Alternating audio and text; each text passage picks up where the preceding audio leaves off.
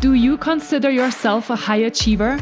Smart, driven, highly successful? I am so excited to have you. My name is Julia Arndt and I'm the host of the Stress Podcast. I will help you develop your stress resilience the same way you've developed your workplace superpowers. Learn peak performance tools to thrive at work and in your personal life.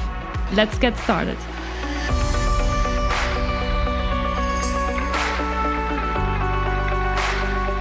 Hello, everyone, and welcome back to Stressed, the podcast to develop your next workplace superpower. I'm super excited to sit here with my next interview guest, Kass. How are you today?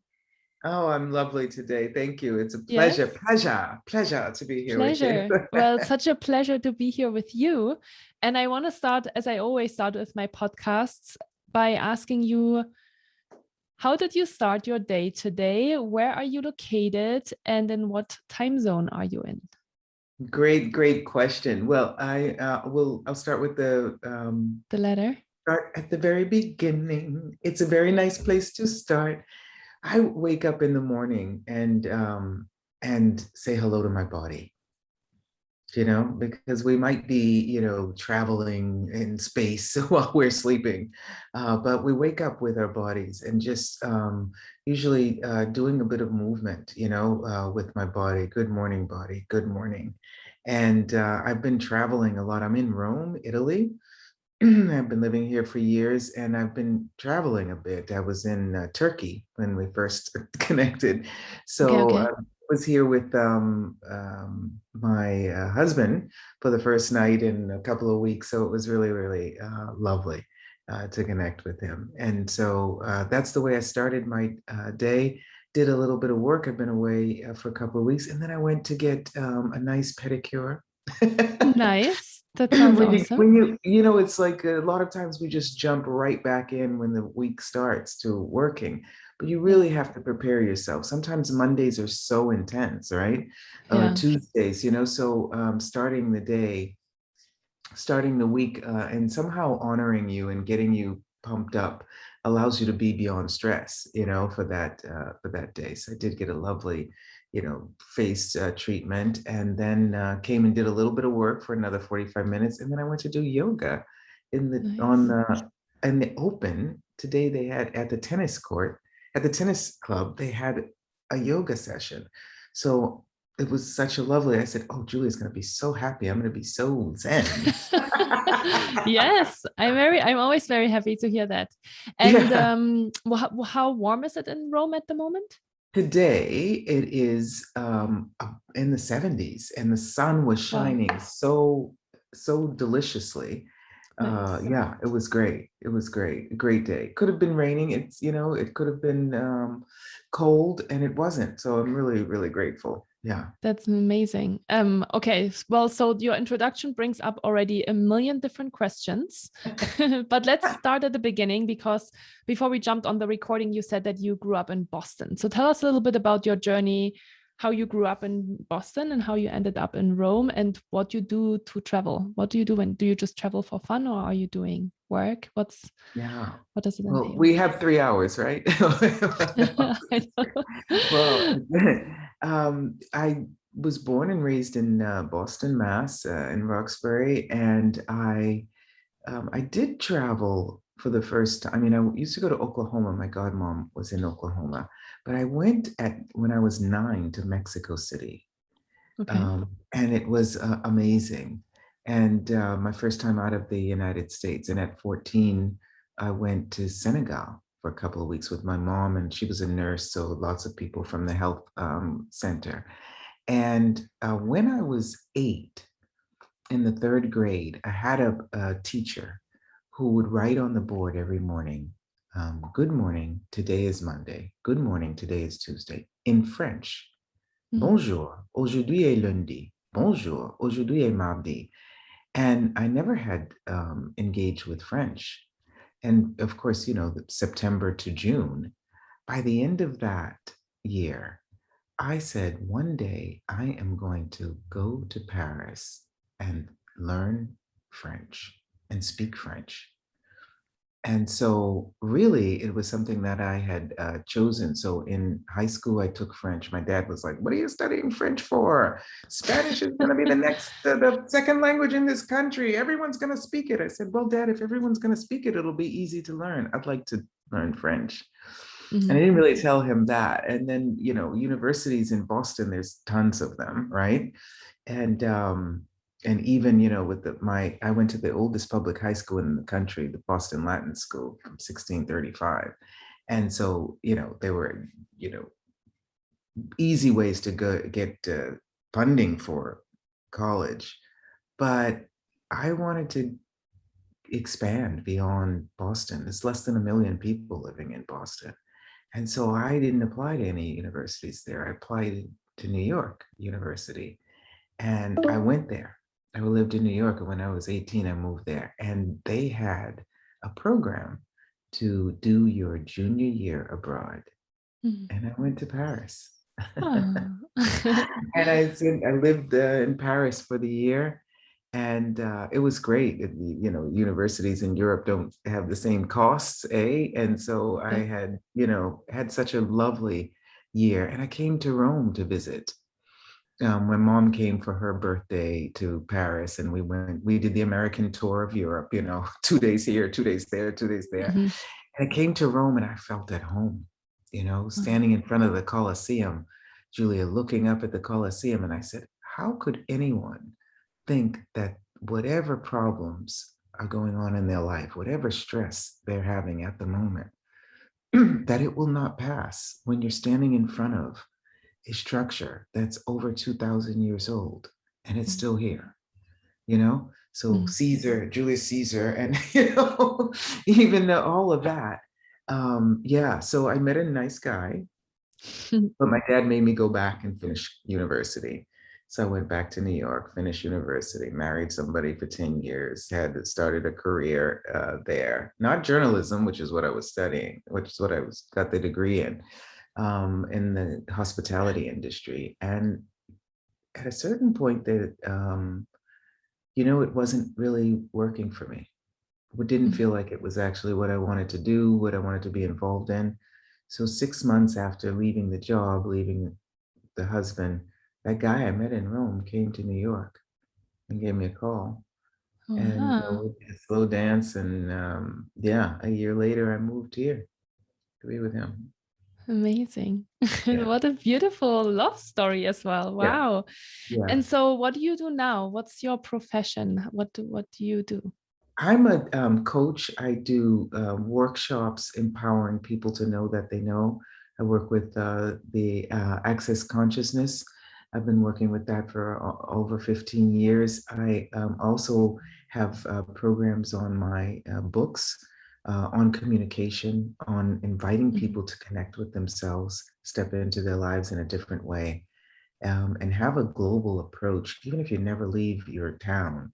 Really step up and recognize how you see the world in a different way and how you can be a contribution to the world when you step out. So I've got a, you know, year-long program called the 3 Steps, and I'm just wanting to be a contribution for people to up their vibe and to have more ease in their lives and enjoy it and to see what they can contribute to the world and receive from the world. So that's what I Mhm. do.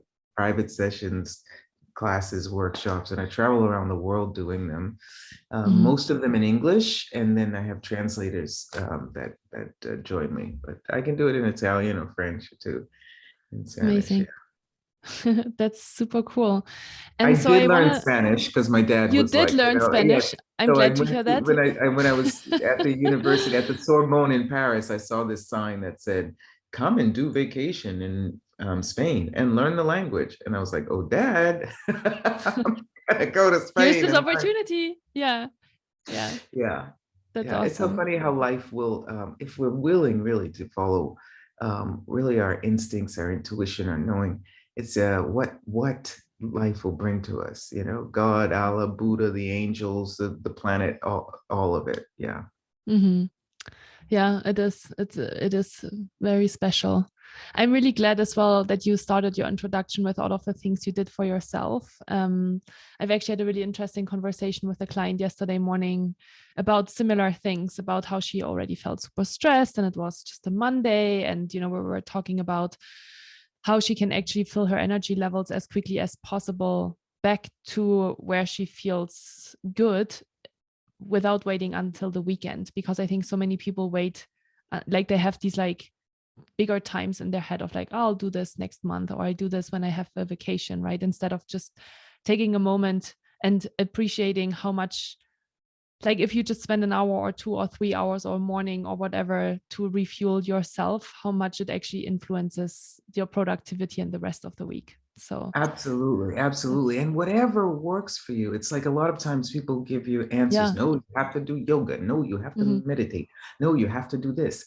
Whatever works for you. And that's what I like to share. And we will share Yeah. with people different things that you Yeah. can choose from. And it might be something different each day. And what Yeah. if, work weren't stressful? What if it were enjoyable? Yeah, exactly. Yeah. And that's what she said as well. And which was such an interesting insight, because she said, she's like, now that I'm thinking about it, I felt so aggressive today in this meeting and I felt really sluggish. And I came out of this meeting and I didn't want to do the things that they told me I should do. And she's like, it's usually not at all my attitude. And that was such a powerful sign that her energy wasn't where she wanted it to be, Anyhow. Absolutely. And anyway, though, what you can share with her too is that we have a capacity to pick up on what's going on with other people. You know what I mean? Has that ever shown up for you where someone walks in and you're like, oh my goodness, what's going on? Are you okay? Yes, I'm fine. Why do you ask? Well, I don't there's something about the vibe that's different, right? And so how much was, if it didn't feel like her, how much was she picking up on what other people were feeling there? Yeah. Yeah. Yeah, exactly. Or maybe they were not being completely, let's say, honest, or they had something on their mind going on in their world, So really seeing things from other people's perspective gives us, okay, they're just a bit stressed. All right, what, I don't have to pick that up from them, but what can I actually do would be a gift to them. Yeah. Yeah. Yeah, exactly. That brings that brings up another thought for me, which is how easy it can be when you are in a meeting with somebody to just open the conversation with, hey, how is your energy today? Right? I feel like we are oftentimes not vulnerable enough, especially in the workplace, where we are open to share how we really feel. But I feel like if just one person opens up a little bit and dares to share and is not afraid to share what's really going on, I think a lot more people would share and a lot more inclusivity would be created. Right. And yes, absolutely. Absolutely. I'm in total agreement with that. And a lot of times people don't, I used to never want to say I was tired. It's so funny. I laugh at that now, but but even my parents would ask me, "You're tired?" Nope, not tired, And so a lot of times people aren't really willing to acknowledge what's going on with them, or they don't want to share it, or they think not because they're keeping it from you, but maybe they don't want to stress you with it. So sometimes it's a great idea to say, wow, I noticed a lot of people had stress today going on. And then you're actually opening up the door for them to say, I had a little stress going on too. But if they don't want to open up that door, then you're not obliging them to with that question, how's your energy today? Just just following, knowing on that, because you don't want them to say, what why are they asking me that? Am I like, are they picking something out from me? Yeah, exactly. Yeah. So just like To throw not it take out it there. as an offense. Yeah. Yes, exactly. Yeah. So just putting it out there, and it's their choice whether or not they want to say, yeah, I can totally get that stress. That shows up for me too sometimes. Really? How is it today? Well, not really today. So it sort of starts, and then they'll say, okay, let's get back to our business conversation. But you have, just like you said, which is great, you have opened it up from a different perspective. Yeah. Yeah. I really have so many questions for you. I don't even know where to start. But the reason why we wanted to talk today, maybe we'll start there, but I do not want to forget, I'll ask that later, but I will already put it out there, is kind of your experience culturally between kind of the US work vibe and then the Italian work vibe and what the differences are. But let's get to that later. The reason why I really wanted to talk with you and why I brought up kind of even just that meeting, kind of that meeting vibe is because we really wanted to talk a little bit more today about how to communicate inclusively and diminish the distance. And I think, I work a lot with tech companies and I hear it all the time, diversity and inclusion. Is like, the biggest topic for most of these tech companies at the moment. So you are in a space, I think, that a lot of people are really curious to learn more about. And let's just start maybe with a simple, but I'm sure complex question of what is to communicate inclusively? Well, the simplicity of it, right? And my first book is 7 Steps to Flawless Communication, right? The simplicity of flawless communication is to start with you, and I love that you said that. Thank you for sharing what you've done for yourself today, because when you are comfortable in your own skin, when you have honored you, connected with you, then connecting with others is so much easier, Mm. especially because, Julia, there is no one on the planet that does you better than you. Mm. You cannot get you wrong, you know? So Yeah. when you've connected with you, even if someone is being what you would normally identify as offensive, or judgmental, right? You'll be like, wow, I wonder what their perspective is. Because your perspective, you're seeing the world from you. So what is the inclusive way to communicate with other people? Include you first, Mhm. and then you open the door to include everyone and everything. Yeah. That's so beautiful. It always comes back to us, right? It always starts with It always ourselves. starts with us. Yeah. And having, and thank you for saying that, and having an easy road back to you is fundamental. Mhm. I give Mhm. an example about that. Sometimes we get so, stressed, or we're so busy, taking 5 minutes, 3 minutes, 2 minutes. You might even have to go into the bathroom, just sit down and something as simple as breathing in, putting your hand on your heart, feeling Yeah. that heartbeat. I give a lot of different tricky ways for people to connect with themselves. So many people. It's funny. One of my clients, he's a international bank manager from France, living in Italy now, and he went for promotion, and they said he's perfect for the promotion. I said, but you don't seem at all to be connected with your intuition. Now, it's interesting the way different people express that intuition, but it's actually connected with your wisdom, with your gut feeling, knowing how to adapt in moments of change, you know? And so when you're connected with you, how you adapt in moments of change is your unique brand of magic, is what I call it. Your unique selling point is what we call it in business. What is the different approach you have to life, to communication, to other people, that isn't wrong. Mhm. And if you're willing to connect with you, you can actually enjoy it and never feel offensive, and never really want to offend someone else. Yeah. Yeah. Yeah. Because Yeah. yeah. Yeah. Yeah. For sure. Yeah. So you said you wrote a book about 7 steps of flawless communication. So I hear that the first step is starting with yourself and connect, like always having, I love how you said always having a way back, like an easy way back to yourself. I think that's so beautiful. What's next? Like how do we communicate inclusively with people? Yeah, well, the first phase is connecting with who you are. So recognizing your uniqueness. Show me the magic is what that first step is. Second step is talking with your body, getting your intuition together, having your Mm. gut feeling. And that's the first phase, connecting with you. And the second phase is disconnecting from who you think you are. Mm.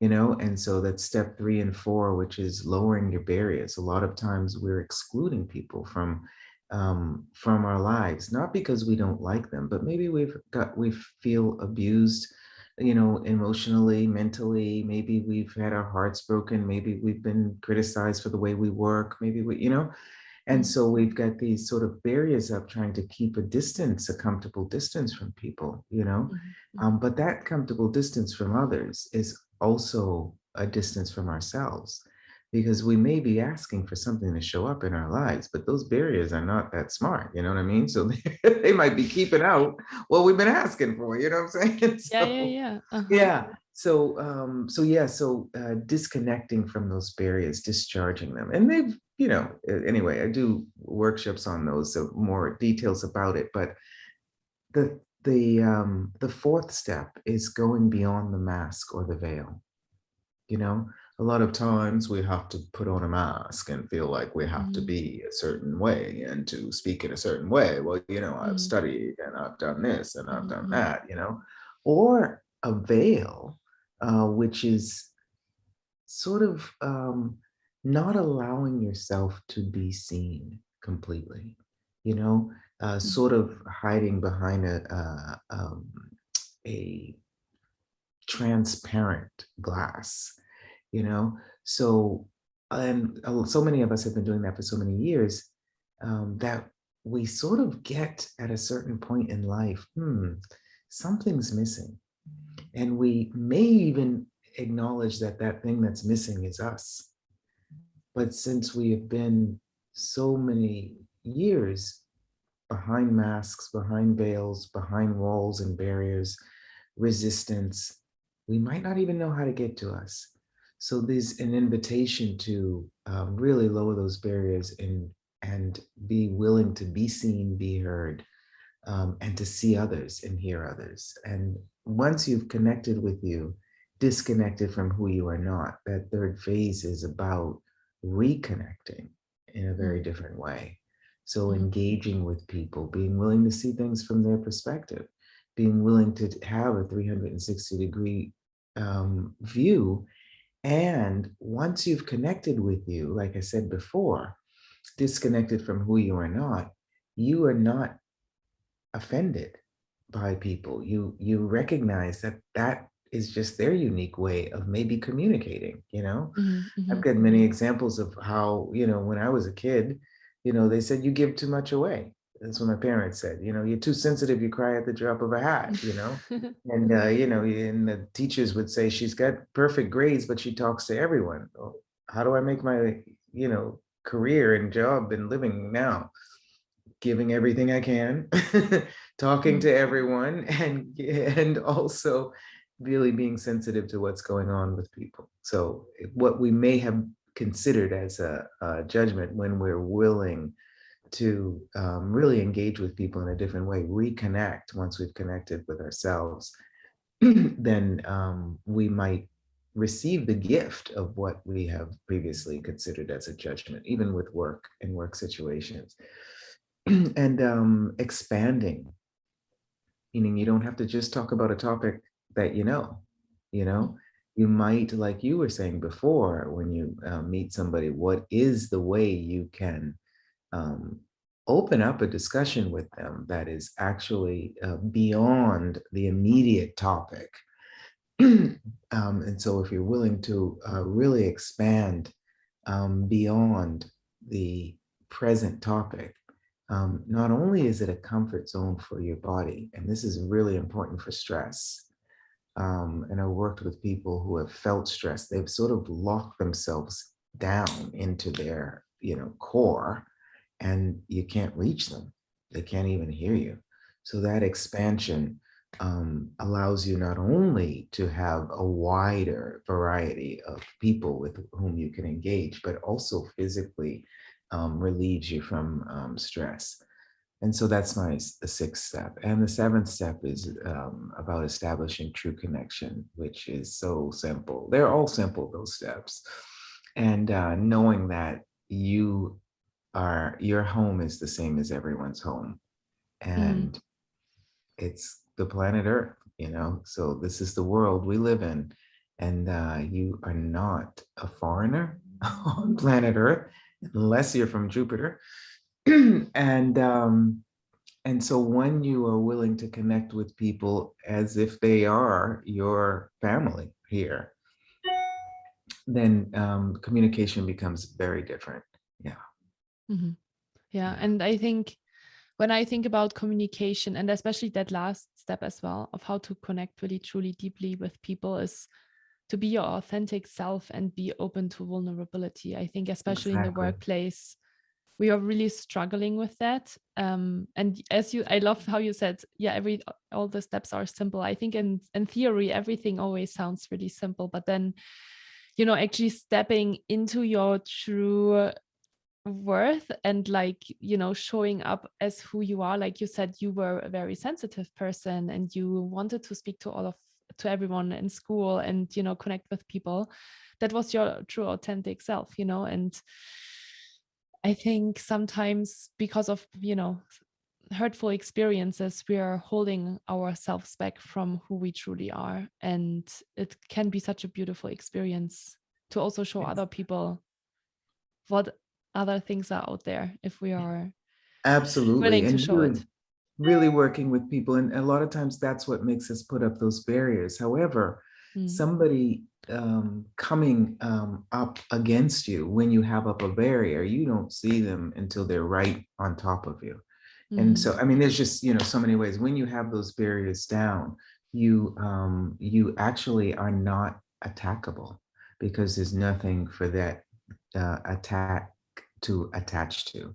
So really, and I mm, do mm, the business training with that as well, because team, and like you said, sometimes in work environments, people really feel diminished, right?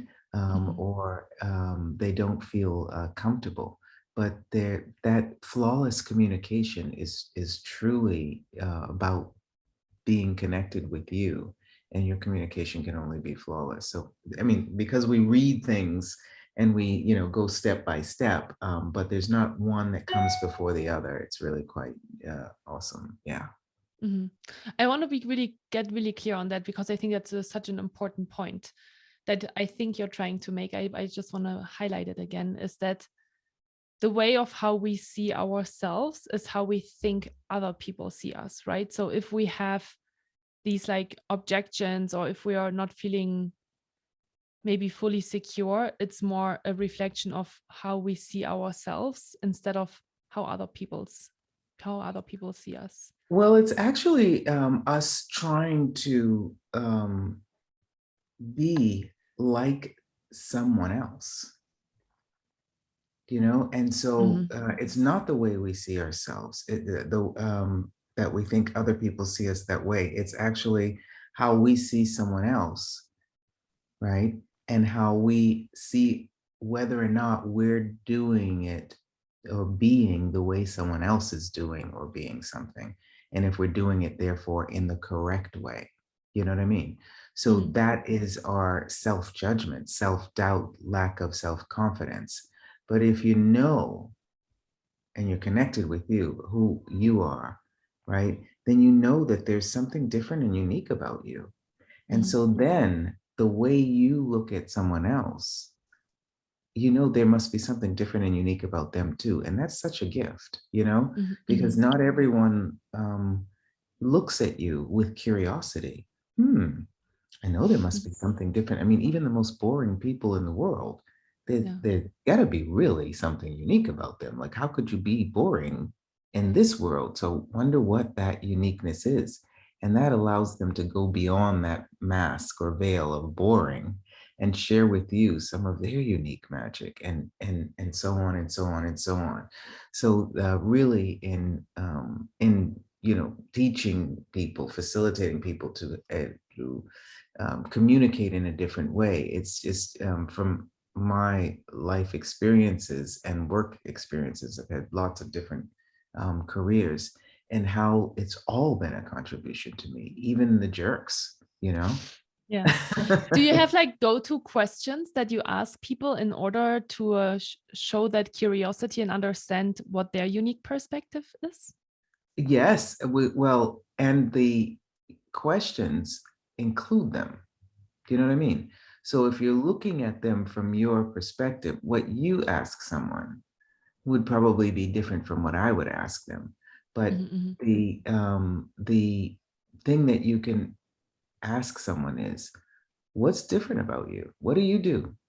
What do you like? What makes you happy? What's vital for you? What is it that you enjoy so much doing, right? Mm-hmm. That you wouldn't even want to, and this is what I do with my Dancing with Riches business training. What is it that you would not even want to be here if it weren't a part of your life? What is that? You know? Mm-hmm. And it might be sunshine. Like I might not want to live in some place that it rains, 360 days out of 365. And boom, the moment they say something ridiculous, oh, I love tennis, or they say, I love water, right? I have a 7 steps teacher who she loves water. I love water too. And like you were saying with what you suggested to your client, engaging in a conversation that you have a similarity in with people, right? Mm-hmm. Opens up such a level of comfortability that Mm-hmm. that whatever you talk about is genuine and authentic. Yeah, Mm-hmm. in Yeah, an that's authentic beautiful. way. Yeah. Yeah. So, what did you learn in your journey about cultural differences and communication? Is it really still very cultural? You think it's cultural, or is it really just human to human difference? With, for example, with that step 7, like connecting with the earth, recognizing that you're home, right? Mm-hmm. There's actually no place on the planet that doesn't have something to give to you or language. And people sometimes feel like strangers. Of course, I have a million different stories to tell about that. But when I grew up, for example, this is the one that popped for me right now. Can I just say Cool. this? When I grew Yes, up for sure. in Boston, right? My mom was a nurse, right? And when she got together with my dad, he had been working in a company with Italian immigrants, right?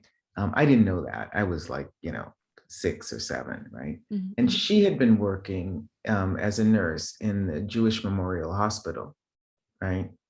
So in addition to a couple of words that I didn't know were not English that they would use, my dad would be like, if he got annoyed, he'd be like, "Do you understand?" But he would say it in Italian, "Capisci?"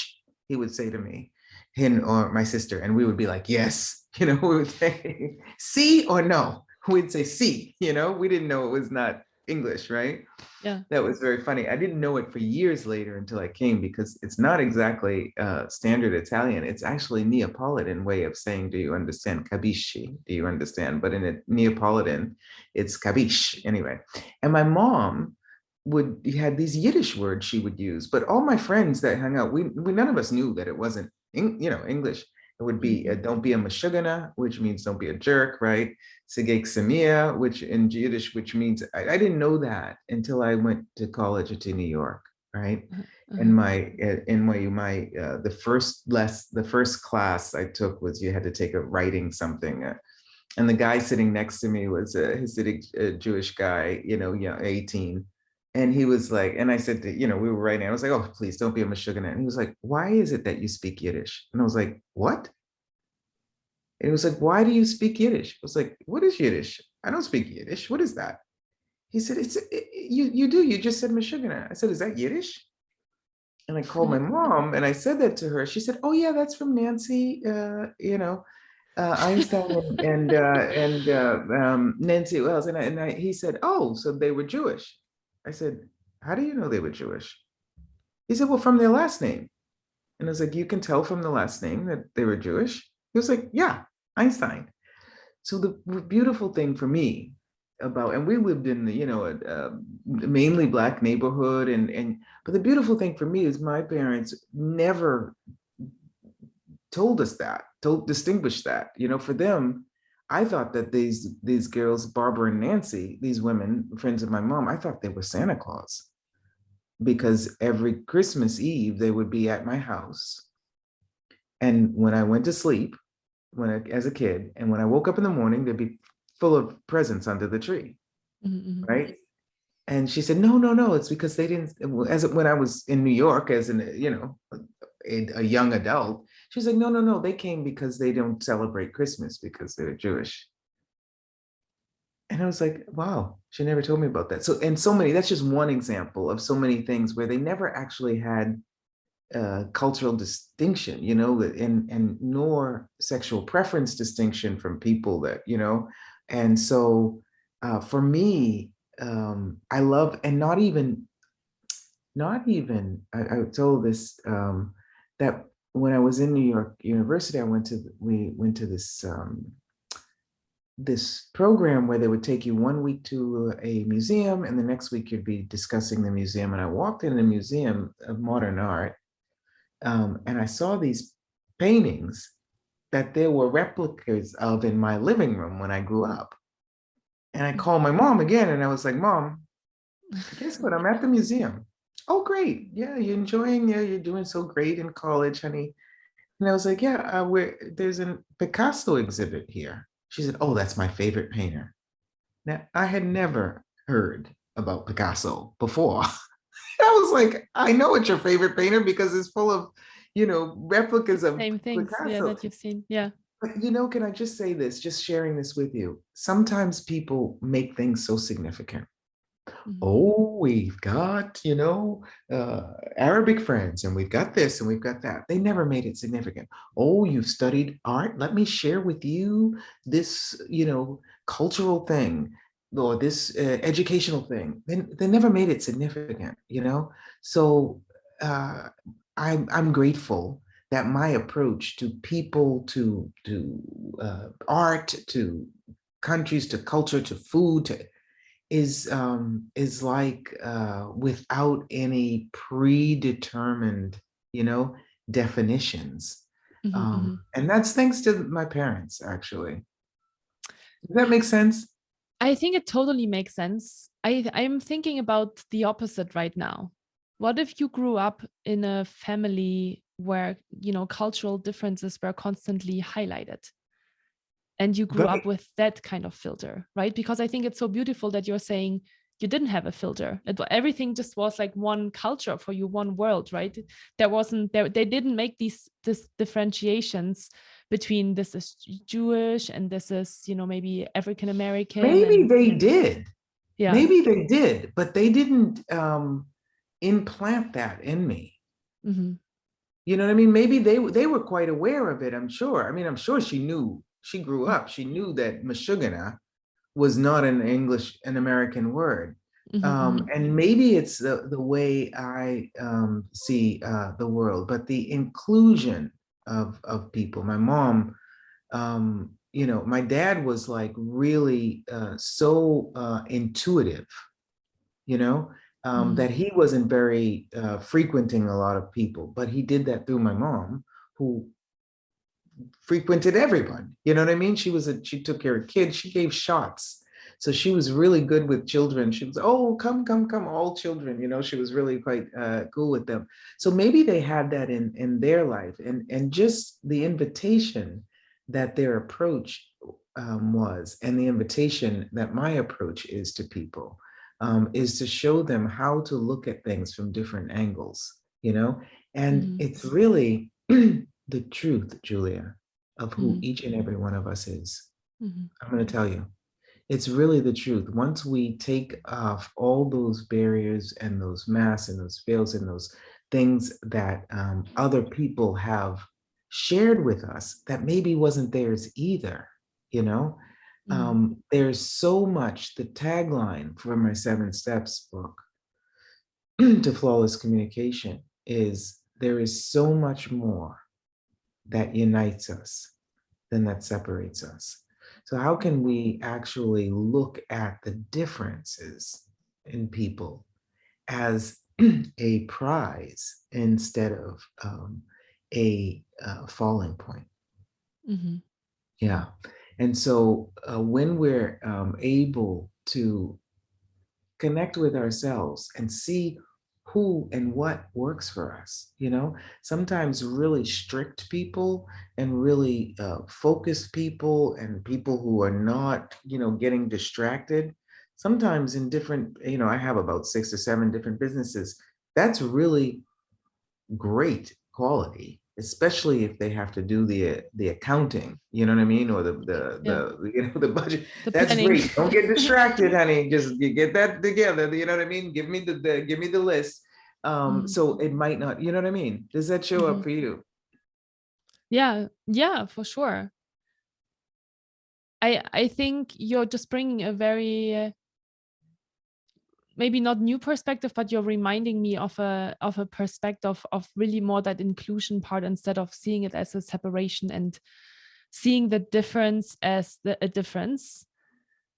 Um, and yeah, and showing more curiosity about um who people are. Like I grew up in Germany, right? Like I'm German, and then I actually lived in France as well for 3 years in Ah, das ist Marseille. sehr gut. Ich spreche ein bisschen Deutsch. I speak a Ah, little sehr bit, gut. a little German. And for me, it was always fascinating to learn new cultures. Like I made that the choice of my life, right? To live in different countries and to understand different cultures and understand different languages and speak different languages in order to connect on a very different level with people. I always found that really fascinating. But now that I've lived in the US, I've lived in the US for 7 years now. I think it's interesting for me because I feel like I've been seeing a lot of like that inclusion and cultural differences. There's a big gap here in terms of how people grow up. That's why I was saying, like it sounds like you grew up in a very open, inviting family environment, but I think a lot of people might have grown up with violence and with, like African Americans versus white people, or Latinos versus white people, or Asians versus black people, and there's kind of these preconceptions about who people are and what they're like, and I think that does create a lot of tension when maybe those different experiences come together, and opening up yourself in a way to see beyond that, I think is probably a challenge for a lot of people, because they have had negative experiences because of their color or because of their sexual orientation, right? And then I feel like they project that to everyone else that they're meeting with or that they're getting to know, because there's this fear and this hurt in them that they have experienced before. So I wonder how they can overcome that, when we are talking about communicating inclusively and letting go of these things. Absolutely. And this is why the first and most important thing when communicating with others is first to be connected with the truth of you, with Mm-hmm. the essence of who you are, because it's the same in all of us. Mm-hmm. It's the same in all of us. So that's the first thing. And then it's also the right with it. I guess we're talking about the 7 steps. I know we're going to talk about my second book, The Dancing with Witches, but this recognizing that there is truly so much more that unites us. I don't know about you, but I have this strange thing in my body, cells. Do you have any in yours? I think so. Yeah, I think I have some cells. Well, probably you don't have molecules in the cells. Yeah, I You think I do. do. Yeah. Uh-huh. Wow. Well, you probably don't have any water or blood in your body, do you? Okay. So how much? There's 99.9% that we all have in common. And Mm. it's that 0.01% that is different. And when we are not judging that, but we're curious about it, and we're curious about it about ourselves, it's an approach to people that is quite different. And there is, political um, and sometimes religious, which is distinction and divide and conquer political distinction, and however, that beyond the separation, there is unity. And you know that shows up when there's a crisis, when there's an earthquake, when there is a tsunami, when there is, in New Orleans. I mean, immediately that all those masks and veils and banners and separations and how quickly fly out Mm-hmm. immediately. Mm-hmm.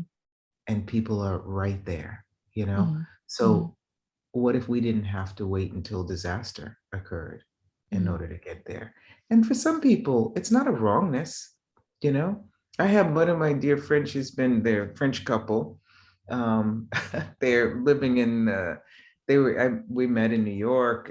We would spend so much time together with my ex-husband. And then they moved to St. Martin, and I went, like maybe 5 times. I was living in New York. I only went once since I've been living in Italy, but I would go to St. Martin, and these people, in St. Martin, they were like, "You're different. They're racist." And I was like, "Nobody's perfect."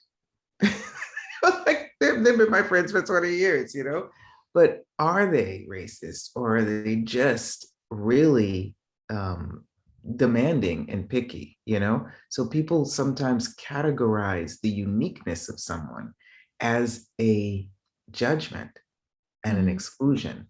But if you're willing really to connect with you and to be authentically you and genuinely you, then there's no room for the walls of separation with people.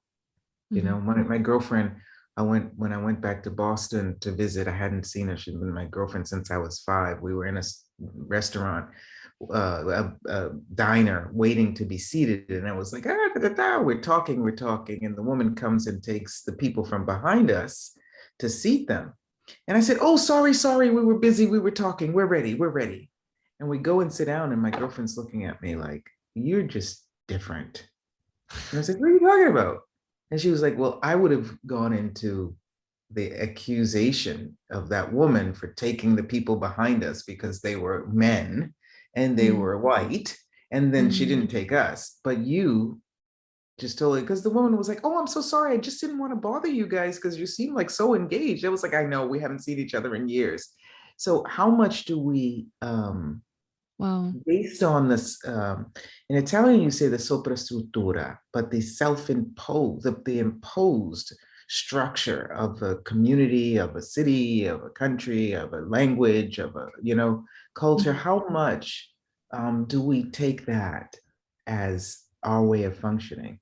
And this is what I really, and in this period in particular, with business execs, with employers, with individuals, and invite them really to connect with themselves so they do not buy anybody's version of them as the right way to be or the wrong way to be.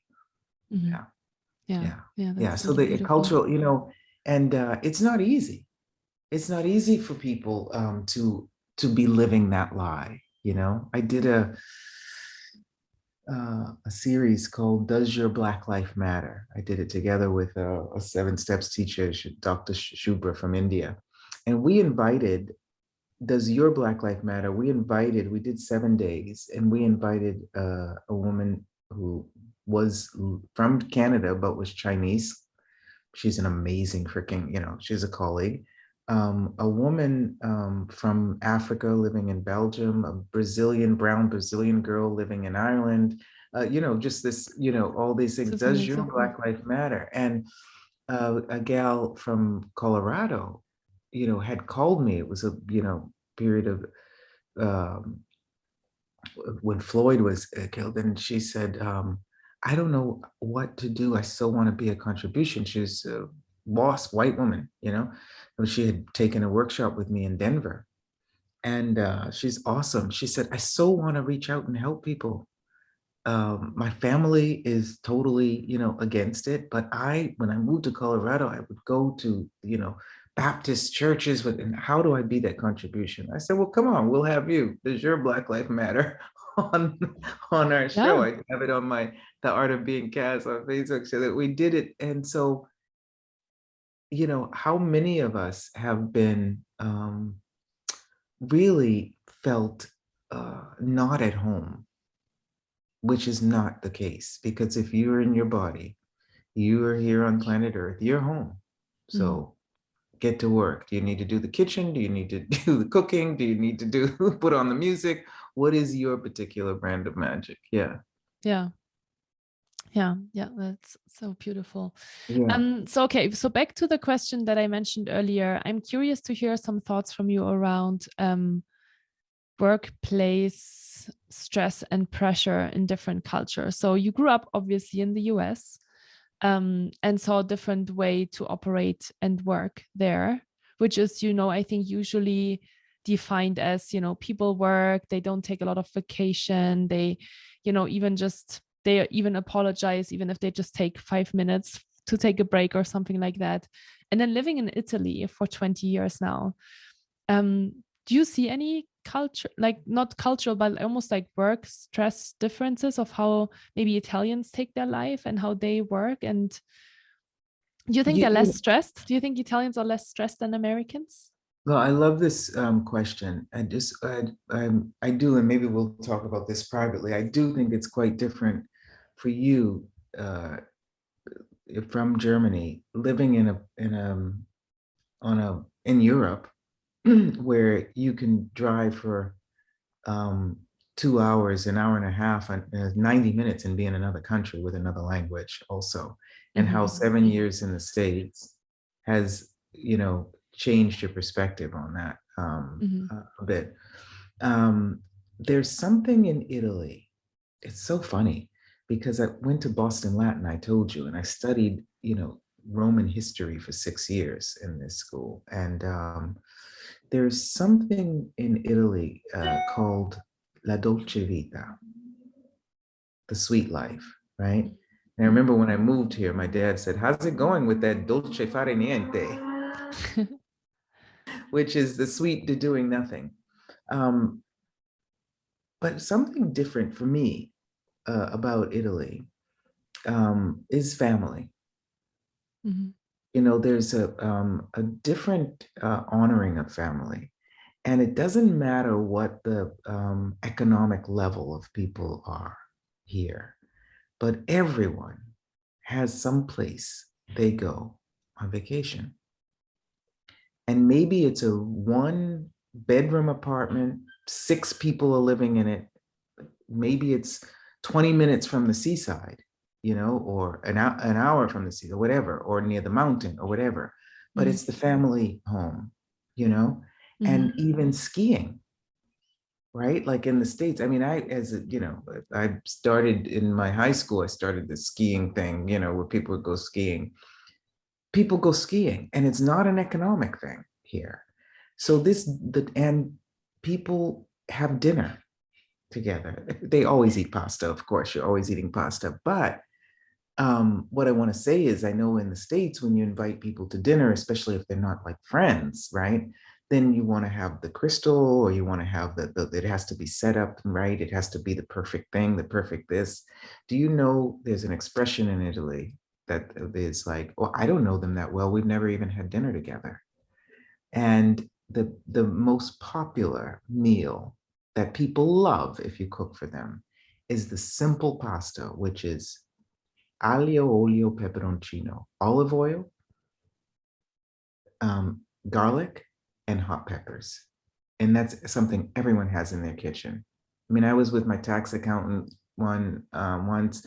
He came over to my place, we were talking about my business. My husband and his wife were waiting for us to finish. He was dressed really nice. I was dressed elegant. We were going out. We had reserved a nice restaurant, but it got so late. He was like, let's stay here. He took off his jacket, rolled up his sleeves. You get some garlic and some hot peppers? All right, you get some pasta. We'll make the pasta. It's something so simple, without judgment, without, you know what I mean? So that is an elegance, and that's what I call some of the riches. I'm not sure Italians actually acknowledge how unique How that special is. that is. Yeah. How special that is. And good wine here, I'm telling you, the same wine you would buy in the United States for $30 for that, right? You get for $6. Yeah. I always say that about France too. I'm always like, I've had the best wine in France. Living there for $5, you would get the most beautiful bottle of Bordeaux in the supermarket, and here Exactly. you buy it for 50 and it still doesn't taste the same. Exactly. So what is the elite level of living that you have to have some self-doubt, self-judgment, restrictions in order to reach? And if are you willing to really recognize that you have some authentic wealth in your life that is beyond pricing? I mean, I hope you, Juliet, acknowledge that about you. Yeah, I do. Yeah, Yeah. What awesome. is And your, look, so I know that we're coming, we're coming up to an hour, so I want to kind of close out at least for today, but I'm curious if you could maybe summarize in a 2 minute, 5 minute way the other book that you mentioned a few times. What is that about? yeah, the Dancing with Riches, it's a bit bigger. The 7 Steps book, it takes 30 minutes to read it. It's really quite small. Okay. Amazon was like, look, we can't even put the title on the side because it's so small, right? Simple, easy, but not stupid. And the Dancing with Riches is how to invite people to acknowledge their uniqueness and their approach to life. The riches is about what the wealth, the queen and the king and the god and the goddess energy in you. And but also it's really, that's just based on our conversation, it's really each and every area of your life giving you some how-to steps, right? How-to tools to acknowledge that you've always known what to choose, like your relationship with yourself. And I give examples from my life, many different examples from my life, how it was at one point, but what kept me moving forward. Your relationship with your body, how you may be in judgment of your body, but if you're willing to be really uh, aware of your relationship with your body, it can be very unique. Your relationship with other people. I give examples of my relationship with family, with ex-husband, with friends, and how that has shown up. I talk about the racism a little bit in there also, and how it just wasn't even clear to me. And people have asked me, "Have you experienced it?" I said, "Maybe. I don't know." you know. Um, but and then your relationship with money, how can you really utilize your talents and abilities so that you can generate more money than you ever thought was possible? And these are just the chapters. And then your relationship in business, how to really be in line with what brings you joy, so that when you're creating your business or working with someone else's business, you never feel that you are wrong, and you start choosing what works for you. And the final chapter is, it's called Living Life with a Purpose, or Living Life Purposefully. Because if you are living life purposefully, then you will acknowledge what are the riches in your life. And the dance may change, the partner may change, the music may change, but the riches in your life, it's your dance and you choose it. So my Dancing with Riches book is a how-to, using the tools, how to be in step with the energy of change, using the tools of Access Consciousness, which is so easy and so simple. And they're questions, they're not answers, they're questions. You are the answer, and what is the question that will give you access to your answers?